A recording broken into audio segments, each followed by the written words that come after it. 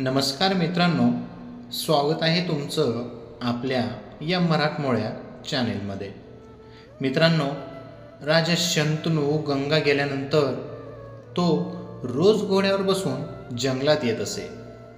आता तो शिकार करणे विसरला होता। मित्रांनो, पूर्ण माहिती पाहण्यासाठी भाग 3 हा नक्की पहा।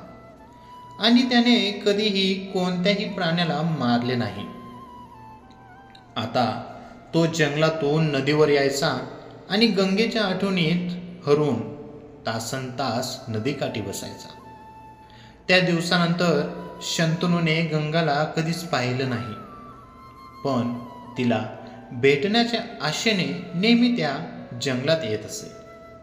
त्याला सगळं शांत वाटत होतं। शंतनूने गंगेला पाहून 16 वर्ष झाली होती आणि तरीही तो आपले पहिले प्रेम विसरू शकला नाही। एके दिवशी एक दूत आला आणि त्याने शंतनूला माहिती दिली की हस्तिनापूरजवळ एका योद्धाने गंगेचा प्रवाह रोखण्याचा प्रयत्न केला आहे। त्या योद्धाने आपल्या बाणांनी एक धरण केले आहे, ज्यामुळे पाण्याचा प्रवाह थांबला आहे। शंतनू ताबडतोब नदीच्या काठावर पोहोचला आणि तिथलं दृश्य पाहून थक्क झाला। त्याने पाहिले की गंगा नदीवर एक तरुण आपल्या धनु विद्या कौशल्यांचा सराव करत आहे, परंतु त्याने कोणत्याही मनुष्याला इजा केली नाही। धीर गमावून शंतनूने धनुष्य उचलले आणि त्या तरुणाला लढण्याचे आव्हान दिले। त्याच क्षणी गंगेच्या गर्भात एक भोवरा प्रकट झाला आणि गंगा शंतनू समोर मानवी रूपात प्रकट झाली आणि म्हणाली, महाराज, तुम्ही ज्या तरुणाला शत्रू म्हणून आव्हान दिले आहे तो तुमचाच मुलगा आहे, ज्याला मी 16 वर्षापूर्वी स्वर्गात नेले आणि तो फक्त परशुरामाने शिकवलेल्या धनुर्विद्येच्या कलेचा सराव करत होता आणि त्यांचे नाव देवव्रत आहे। शंतनू आनंदाने रडला आणि म्हणाला, माझ्या मुलापासून 16 वर्ष दूर राहिल्यानंतर आज मी माझ्या मुलाला पाहतोय। किती शुभ दिवस आहे।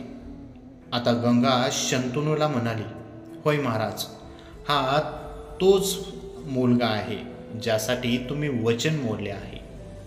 आज मला त्याला परत करून माझ्या कर्तव्यातून मुक्त व्हायचं आहे। आता या जंबूद्वीपावर यापेक्षा बलवान आणि कुशल योद्धा कोणी नाही। देवव्रत त्यांनी वशिष्ठ ऋषीकडून धर्मशास्त्रांचे शिक्षण घेतले। बृहस्पती ऋषी आणि शुक्राचार्य ऋषी यांच्याकडून राज्यशास्त्राचे शिक्षण घेतले। मार्कंडेय ऋषी हे त्यांचे आध्यात्मिक गुरु आहेत। माझी विनंती करून परशुरामाजींनी तुमच्या मुलाला युद्ध आणि धनुर्विद्याही शिकवली आहे। मी आता माझा मुलगा तुझ्या स्वाधीन करत आहे। आता गंगा आपल्या मुलाकडे वळली आणि त्याला म्हणाली, तुझ्या वडिलांनी आयुष्यात खूप काही पाहिलं आहे, ते कधीही दुःखी राहू नयेत याची काळजी घे। आता तू वडिलांनी एकत्र राहून धर्माचे पालन करावे।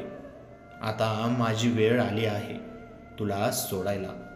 जेव्हा तुला मला भेटायचे असेल तेव्हा नदीच्या काठी ये आणि मला हाक दे। तुझी आई तुला मार्गदर्शन करण्यास सदैव तयार असेल, असे म्हणत गंगा अदृश्य झाली। आता शंतनूच्या आयुष्यातली पोकळी त्याच्या वर्तगार मुलाने भरून काढली होती। जरी त्यांचे प्रेम त्यांच्यावर नसले तरी हस्तिनापूरच्या सिंहासनाबद्दल त्याने आपल्या प्रेमाचे प्रतीक सोडले। आता मुलगा आणि वडील एकत्र नातं, राजकारण, रणनीती, वेद आणि पूर्वजांचा इतिहास आणि महान राजे आणि योद्धे याबद्दल चर्चा करू लागले। लहान वयातच तरुण राजपुत्राला हस्तिनापूरच्या लोकांमध्ये प्रसिद्धी मिळाली। आता शंतनूने देवव्रताला आपला उत्तराधिकारी म्हणून घोषित केले. आता देवव्रतांकडे पाहताना लोकांना आपल्या जुन्या राजासारखा आशेचा किरण दिसला की तोही साम्राज्य वाढवून आपल्या प्रजेला सुखी ठेवल. पण निर्मात्याच्या मनात काहीतरी वेगळंच होतं आणि देवव्रताच्या आयुष्यात एक नवीन वळण येणार होतं. ऋषी वशिष्ठांचा शाप त्यांच्यावर लवकरच लागू होणार होता. मित्रांनो, ही छोटीशी माहिती आवडली असेल तर आपल्या व्हिडिओला लाईक, कमेंट आणि आपल्या चॅनेलला सबस्क्राईब करायला विसरू नका. धन्यवाद.